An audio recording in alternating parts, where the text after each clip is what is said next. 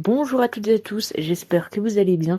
Aujourd'hui, on se retrouve pour la 9e journée de la Ligue 1 avec des très jolis matchs, notamment le derby breton, le derby du Nord et on va pas oublier bien évidemment le Classico. Donc comme d'habitude, un match, un pronostic des cotes supérieurs à 1,50 et on commence avec Lyon contre Angers, donc les Lyonnais qui sont actuellement 4e et Angers qui est 12e. Donc voici un petit peu les dernières performances des deux équipes. Donc il faut savoir que Angers donc, est sur 3 matchs sans aucune victoire, que sur leurs 10 derniers matchs, il y a eu le moins de 2,5 buts, là où du côté de Lyon, on est plus sur du plus de 2,5 buts. En tous les cas, quand les deux équipes s'affrontent, eh bien Lyon a remporté les 5 derniers matchs, on a eu le plus de 5, et surtout le fait que Lyon marque le premier but, et également qu'ils sont vainqueurs à la mi-temps. Donc ici, Lyon, côté à 1,38, ça vaut pas le coup, enfin, ça vaut pas le coup. Vous pouvez tenter peut-être en combiné. Moi, de mon côté, je suis là pour vous proposer des codes supérieurs à 1,50. Et donc, je vous propose tout simplement la victoire de Lyon à la mi-temps. Et c'est coté à 1,75. On passe au second match. Et c'est le derby breton entre Nantes et Rennes. Donc, du côté de Nantes, vous le voyez ici, ils sont 14e. Et Rennes, ils sont 6e. On a une équipe de Nantes qui encaisse très souvent le premier but. Et la chose qui est assez intéressante, c'est que quand les deux équipes s'affrontent, 8 fois sur 10, c'est Rennes qui a mis le premier but. Donc ça pourrait être intéressant, surtout que Rennes, voilà, même s'ils sont donnés favoris, leur cote est très élevée. Ils sont en plus de ça à l'extérieur. Donc la cote pour le fait que Rennes marque le premier but peut être intéressante. Donc on va partir là-dessus. En plus de ça, voilà, c'est coté à 1,72, c'est parfait. On passe au deuxième match de ce samedi et c'est Brest qui reçoit Nice. Donc du côté de Brest, ils sont actuellement 17e et du côté de Nice, ils sont 8e. Donc Brest qui est sur 5 matchs sans aucune victoire. Mais très souvent, on retrouve quand même les deux équipes qui marquent. Là où ça peut jouer un peu quelque chose, c'est qu'actuellement, quand les deux équipes s'affrontent, on est sur 4 matchs sans aucune défaite pour Nice contre Brest.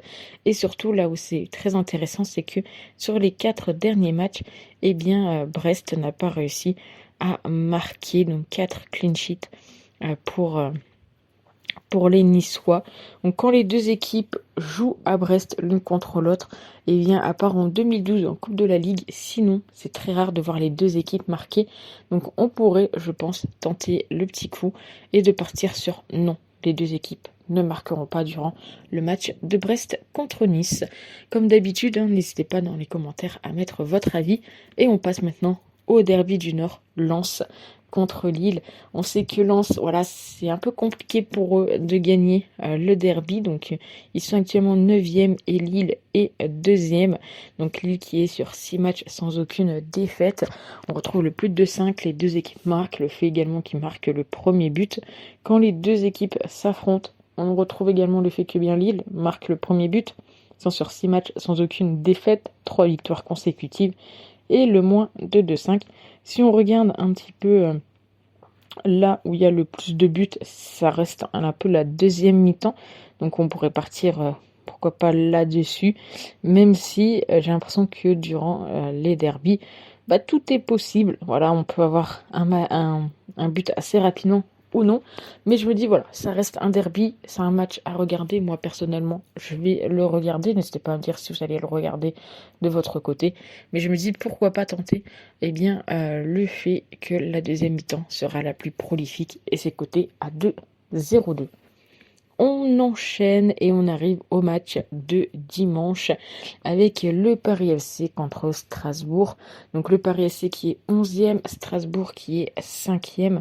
Donc ici, clairement, on va pas s'intéresser aux dernières confrontations parce que ça date d'il y a 10 ans et c'était en national. Donc clairement, je vais pas trop m'attarder là-dessus. Moi, de mon côté, ce que je vois, c'est que Strasbourg, cette année, je les trouve très costauds, très solides, et je ne serais pas surpris, de les voir remporter le match ici. Donc, c'est coté à 2,82. On enchaîne et on arrive à Le Havre contre Lorient. Donc, entre ces deux équipes, il y a une information qui, moi, me semble assez intéressante. Et n'hésitez pas encore une fois à me dire ce que vous en pensez. Donc le Havre est 13e et Lorient est 17e. Là où c'est intéressant, clairement, c'est que Lorient, c'est une équipe qui prend énormément de buts actuellement dans le dernier quart d'heure. La moitié de leurs buts, ils l'ont pris dans le dernier quart d'heure. Actuellement, si je dis pas de bêtises, le pronostic, il est disponible sur Betclic et moi j'adore jouer ce genre de pronostic, à savoir 75e fin du match et le plus de 0,5 buts.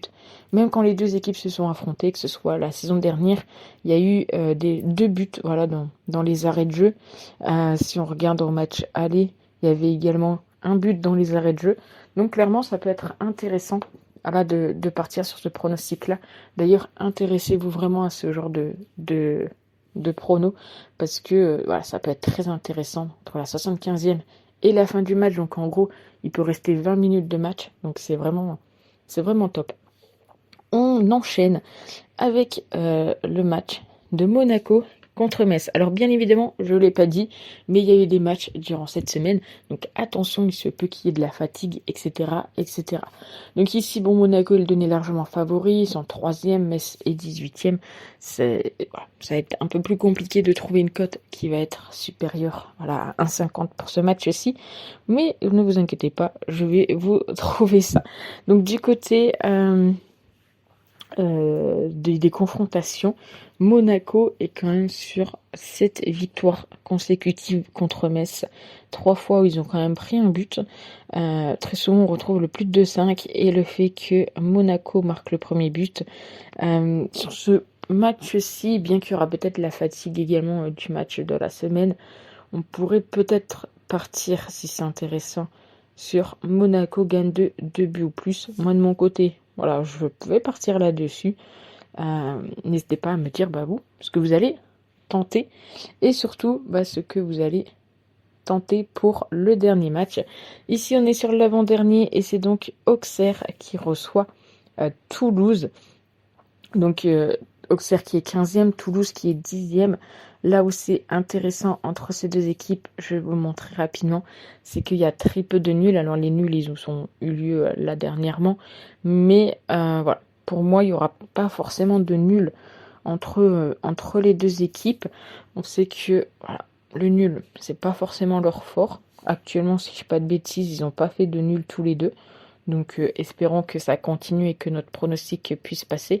Donc ça serait de partir sur Auxerre ou Toulouse, à savoir que entre les deux équipes, très souvent on retrouve le plus de 5. Mais ici, je vais quand même sécuriser, je vais juste prendre le plus de 1,5 but et c'est coté à 1,76. Et on passe maintenant donc au Classico et n'hésitez pas à mettre votre pronostic dans les commentaires pour ce match-ci. Je compte sur vous vraiment pour participer. Donc Paris qui est sur 6 victoires consécutives en général 5 victoires consécutives contre Marseille, le plus de 5, le fait que Paris est vainqueur à la mi-temps, qu'il marque le premier but entre les deux équipes. Voilà, ces deux équipes qui actuellement marquent quand même beaucoup de buts et en encaissent très peu. La dernière fois, ça avait fait 3-1 pour le PSG, puis 3-0, 2-0, 4-0. Enfin, c'est très très solide. On a vu deux équipes qui ont joué en Ligue des Champions cette semaine. Marseille, qui je pense a été quand même très surprenant. Voilà, ils ont et surtout un gardien incroyable. Alors espérons que Rudy soit autant en forme que contre je vais y arriver. Que contre Paris. Mais voilà, je pense qu'on peut avoir un match assez intéressant. J'espère en tout cas avoir un joli match de mon côté. Pour ce match-ci, je pense qu'on peut partir sur peut-être quand même le plus de 5. Mais j'ai bien envie de peut-être combiner le fait que les deux équipes marquent et le plus de 2,5 buts. Clairement, même le coup de 3-5, ça serait incroyable. Mais on va pas non plus être trop gourmand. Donc voilà pour les pronostics de cette Ligue 1. N'hésitez pas à me dire ce que vous en pensez dans les commentaires, à vous abonner si cela n'est pas déjà fait. Et puis nous, on se retrouve très vite pour une prochaine vidéo. Ciao.